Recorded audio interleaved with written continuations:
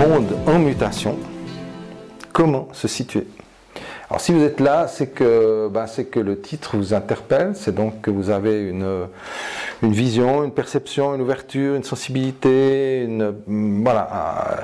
des questions, des prises de conscience par rapport à ce qui se passe. Alors j'aimerais tout de suite dire que je ne suis pas qualifié dans tous les domaines, hein. Je suis juste un citoyen comme les autres qui a pas mal cherché ces temps-ci, et cette qualification, on va dire, de chercheur, chercheur de vérité un peu, comme il est très usuel ces temps-ci de rencontrer, vient s'ajouter à mes compétences, mes connaisses en hypnose, puisque je suis hypnothérapeute. Et nous sommes ici à un café hypnose. Donc normalement on parle d'hypnose dans ces cafés hypnose.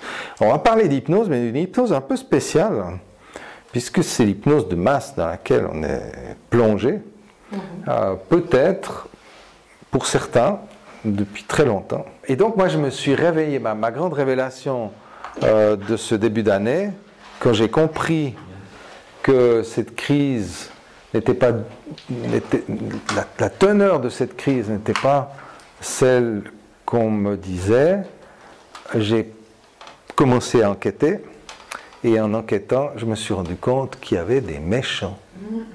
Et ça ne m'arrange pas, parce que moi je croyais que les méchants, c'était que dans la Bible, dans les histoires, dans les films science-fiction. Pas chez nous. Et pas chez nous. Pas chez nous.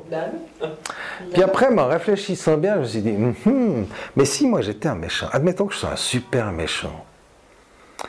Si je suis, alors, soit je suis un méchant un peu crétin, et puis je suis un petit méchant qui va pas loin, soit je suis un méchant malin. Et si je suis malin, on dit le malin, pas pour rien. Si je suis un méchant malin, je vais me placer quand même. Je vais prendre mon temps, je vais me positionner. Et un vrai méchant, bien malin, il prend les meilleures places. Et il place ses pions. Et il place ses pions, et il prend son temps, et il fait donc les choses de manière à ce que son plan se réalise. D'autant plus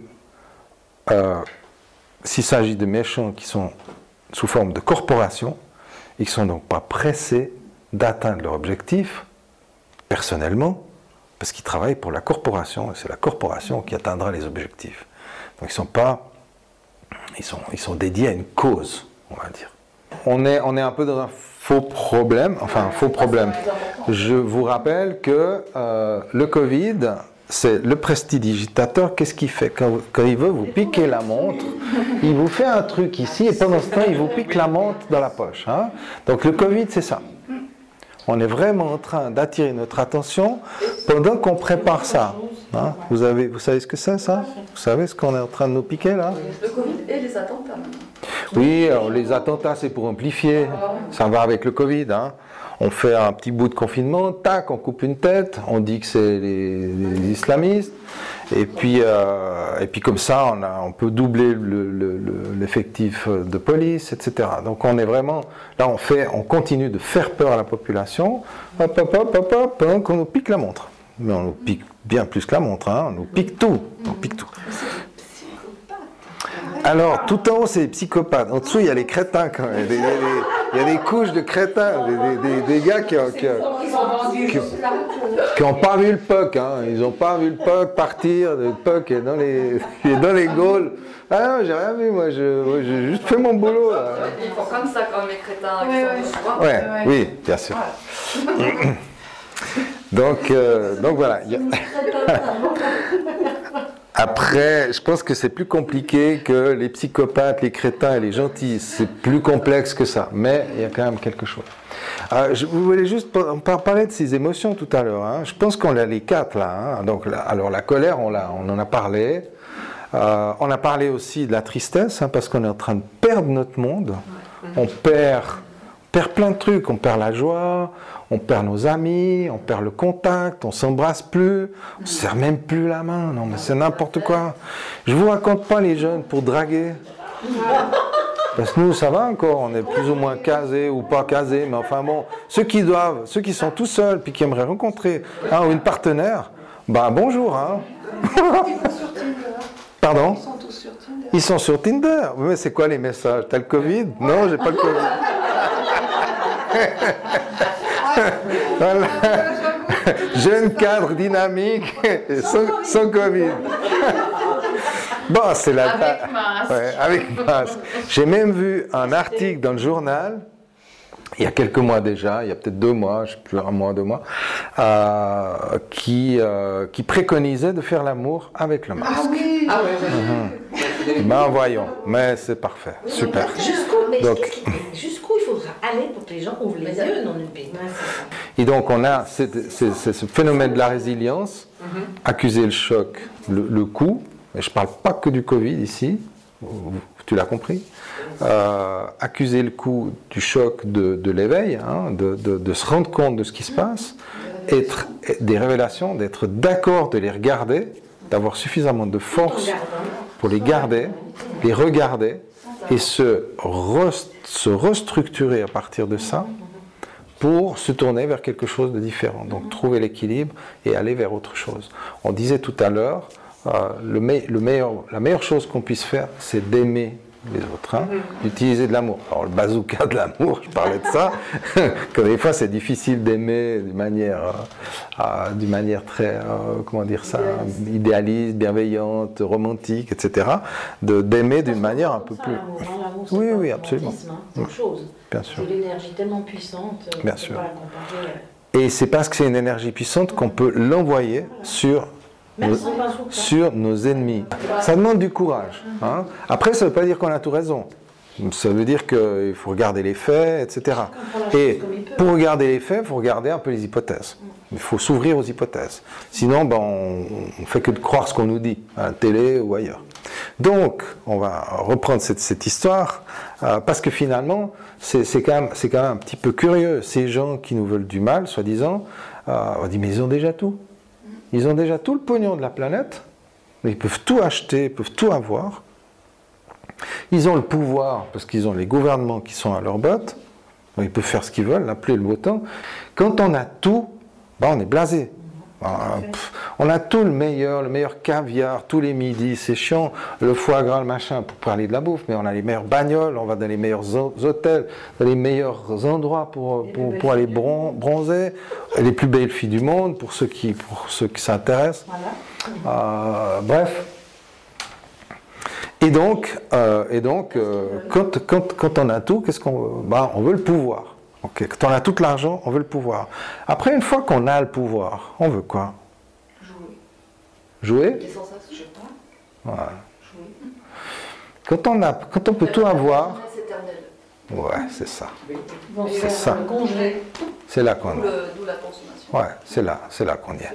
Donc on peut tout acheter, on peut tout diriger. Donc on commence à se prendre pour Dieu. Donc ce qu'on veut, c'est le droit de vie et de mort sur les gens, parce que ça c'est vraiment la puissance, le sentiment de puissance. Et puis après, bon, on a envie de vivre longtemps. Et jeune. Et donc là, il y a des théories qui ne sont pas très très drôles avec l'adrénochrome, vous connaissez peut-être. C'est pour ça qu'ils s'attaquent aux chevaux maintenant. Ouais. Alors bon. Donc, ok, on va la faire court. On va la faire court pour ceux que ça plaît, pour que ça ne plaît pas trop. On n'est pas là pour embêter le monde. L'adrénochrome, c'est une drogue très puissante, réputée rallonger la vie. On peut, d'après certaines personnes, gagner jusqu'à 50 ans de vie, ce qui n'est pas rien. L'adrénochrome est produit à partir du sang d'enfants torturés. C'est-à-dire que plus la peur est grande, plus la...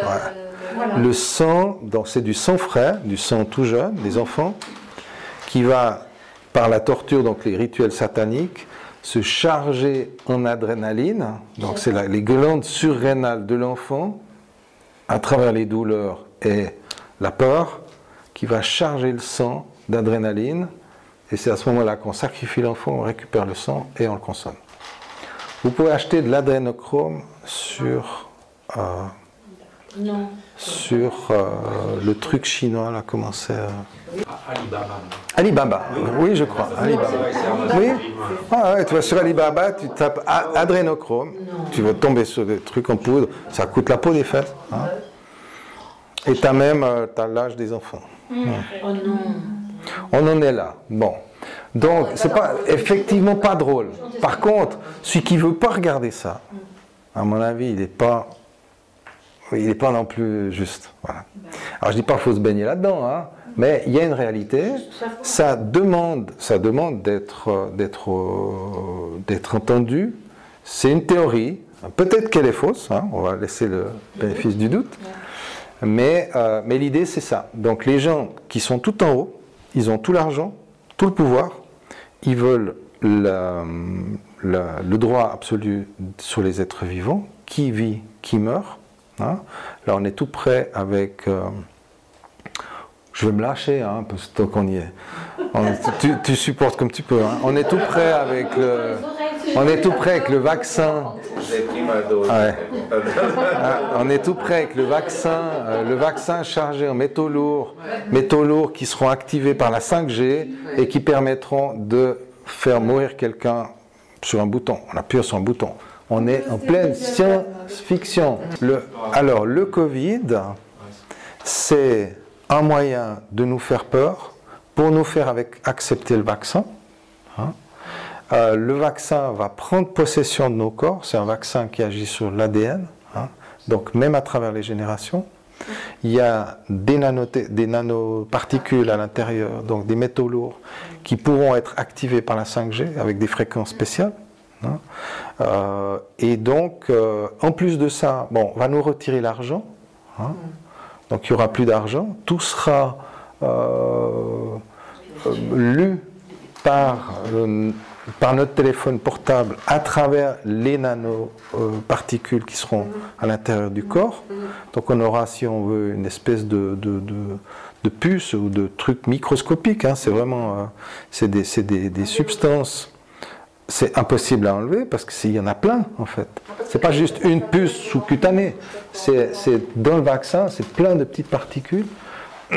Et donc on pourra pas s'échapper. Alors si tu ne te laisses pas vacciner, ils ne vont pas te vacciner de force, hein, en tout cas pas en Suisse. Par contre, tu ne pourras plus aller au cinéma, tu ne pourras plus aller au restaurant, tu ne pourras plus prendre le bus, tu ne pourras plus passer la frontière, tu vois. Donc, et après, donc l'objectif, ça j'ai vu ça assez récemment dans des trucs annoncés par le gouvernement québécois. C'est annoncé, hein. C'est annoncé, hein. Donc il y a les camps. Si tu ne te fais pas vacciner, tu n'es pas obligé, mais tu vas dans un camp. Et au final, il y a le grand reset qui est organisé par les banques, qui nous pend au nez maintenant. Hein, ça c'est dans l'ombre pendant qu'on nous fait coucou avec le Covid. C'est donc le retrait de l'argent et l'endettement. Donc ils sont en train de bousiller l'économie de tous les pays. C'est quoi l'intention derrière? C'est qu'on soit tous endettés. Tous endettés. Et donc l'idée, c'est que si les gens sont endettés, on va leur proposer une amnistie. Donc c'est une théorie, hein, c'est une théorie complotiste, bien sûr. On va leur proposer une amnistie contre laquelle, donc on dit, ok, vous ne nous devez plus rien, et on vous paye un revenu universel, mais on vous prend tous vos biens. Donc si vous aviez une maison, c'est mon cas, il n'y a plus de propriété. C'est-à-dire il n'y a plus la propriété personnelle. On retire la propriété personnelle. C'est-à-dire qu'il n'y a plus, du coup, il n'y a plus d'héritage. Hein. Du coup, c'est la paix la plus totale. On a besoin de rêver au futur. On a besoin de garder quelque chose de positif. On a besoin de savoir pourquoi on se lève le matin. Hein, et de donner du sens même ne serait-ce qu'à notre lutte ou à notre vie, simplement, à notre vie de tous les jours, retrouver de la joie, etc., tout en gardant du réalisme. Et donc, à partir de là, réalisme et rêveur. Équilibrer ces deux choses. Et encore, un troisième point que j'avais noté, c'est la capacité à se connecter à quelque chose de plus grand que soi. Et ça, je pense que c'est vraiment important, en tout cas pour moi, mais je pense que ça peut être pour beaucoup de gens, parce qu'il y a un moment donné où on se sent franchement dépassé, impuissant, démuni, vulnérable, et ça vaut la peine de penser à quelque chose de plus grand que soi. Quand je dis quelque chose de plus grand que soi, c'est pas forcément quelque chose de mystique ou de christique ou de je sais pas quoi. Hein. Ça peut être simplement être connecté à cette belle humanité qui s'éveille, hein, qui est en train de prendre conscience, qui se pose des questions, qui a envie d'aller de l'avant. Et donc, rien que le fait d'être en groupe comme ça ce soir, c'est déjà se connecter à plus grand que soi. Il reste à créer un nouveau monde, les amis. Et ça, c'est vraiment important. Ça, c'est vraiment précieux. Parce que là, on a beaucoup parlé de ce qui ne va pas, hein, du pickpocket qui est en train de nous faire son numéro et puis qui ne nous veut pas du bien. Et pour moi, ça a été vraiment un très très dur réveil en début d'année, quand j'ai, comme toi, enfin, d'après ce que j'ai compris, comme toi, sans faire exprès, ouvert un mail que quelqu'un m'a envoyé. Puis, tu sais, c'est quoi ce truc? Je suis allé voir une vidéo, et puis j'étais comme ça. Et puis, c'était pas cool. Mais ça m'a secoué. J'ai dit non, mais j'espère que c'est pas vrai. Mais si c'est vrai, faut que je m'en assure. Donc j'ai commencé à gratter. Et puis j'ai gratté. Non, j'étais rassurée. Ouais, moi j'étais rassuré. Non, mais plus j'ai vu que c'était vrai, quoi. Simplement qu'il y avait. Voilà. Alors après, effectivement, il y a une période de sidération, une période de peur, une période de colère. Donc on passe par ces différents états. Puis après, une période de stabilité en disant c'est ok. En fait, on vit une époque formidable. On vit un basculement global, général. Il y a eu des basculements dans l'histoire, mais jamais à un niveau mondial. Jamais de cette ampleur. Donc on est vraiment dans un truc extraordinaire. On a la chance quelque part de vivre ça. C'est pas tous les jours confortable. Après, ben, ça c'est de l'ordre des croyances, mais effectivement, si on pense qu'on a plusieurs vies, ben, on est peut-être venu pour participer à ce changement. Donc il y a plusieurs choses. Je ne vais pas faire de dogmatique ici, hein, mais effectivement, il y a cette vision-là. Comment on se situe, comment on voit ce monde basculer, qu'est-ce que je suis prêt à voir, qu'est-ce que je suis prêt à comprendre, à entendre, qu'est-ce que je suis prêt à partager, qu'est-ce que je suis prêt aussi à diffuser comme information. Là, on a été assez loin ce soir, hein, je ne pensais pas qu'on parlerait de tout ça, à ce point-là. Et j'espère que ça va pour vous, hein, parce qu'il y a des trucs qui sont vraiment pas cool, quand on arrive tout en haut, c'est vraiment pas jojo, c'est pas joli. Mais par contre, je pense que ça vaut la peine de le voir, d'oser le regarder. Après, bon, on peut toujours espérer que c'est pas vrai, hein, on a le droit d'espérer que c'est pas vrai, mais on peut voir qu'il y a plein de choses qui sont en place et qui sont en place depuis très longtemps. Ok, aujourd'hui on sait ça, on sait à peu près, on doit trouver des solutions pour lutter contre ça. Hein, mais on doit aussi, surtout, et là je te rejoins vraiment à 100%, on doit rester positif. On doit rester centré, on doit rester dans l'amour, on doit envoyer de l'amour. Et comment on fait pour aimer nos ennemis? Il y a toujours quelque chose à aimer chez quelqu'un, il y a toujours il y a le fait que c'est un être humain, que c'est un être vivant. Et à ce simple titre, il mérite de l'amour. Ça ne veut pas dire qu'il mérite notre approbation, notre soutien, notre amitié, ça c'est autre chose. Hein. Mais l'amour, c'est quoi? C'est un élan, c'est une énergie qui sort de nous et qui va envelopper ou traverser quelqu'un. C'est un peu comme un rayon lumineux, l'amour. Ça ne mange pas de pain. Ça coûte pas cher en plus. Hein. Et ça peut rapporter. Exactement.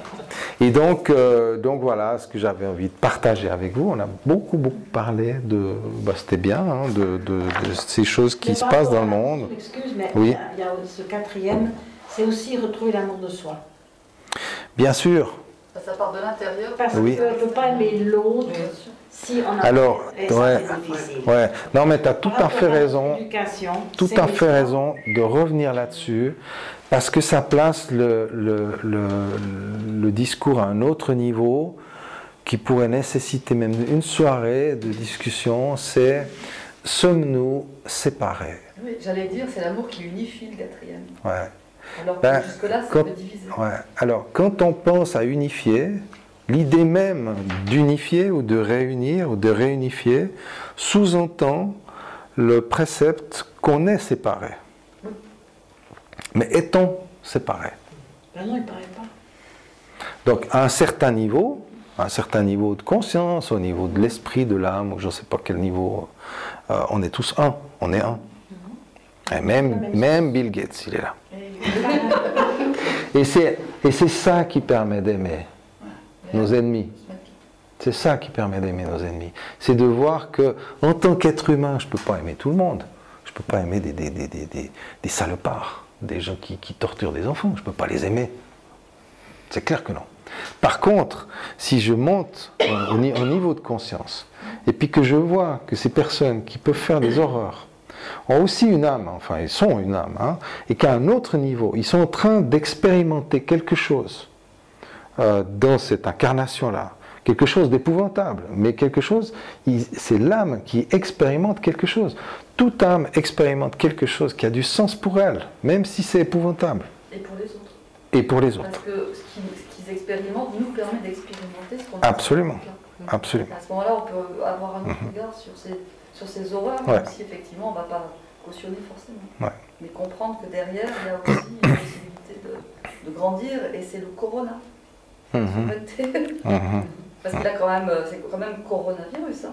Oui. C'est pas rien. Ouais. C'est le virus, c'est le roi des virus. Ouais. Et celui qui propose de devenir roi. Sur ces bonnes paroles, je vous remercie de votre attention. Merci. On va, alors il y a un truc que j'ai, oui, vous pouvez, on va s'applaudir. On va s'applaudir.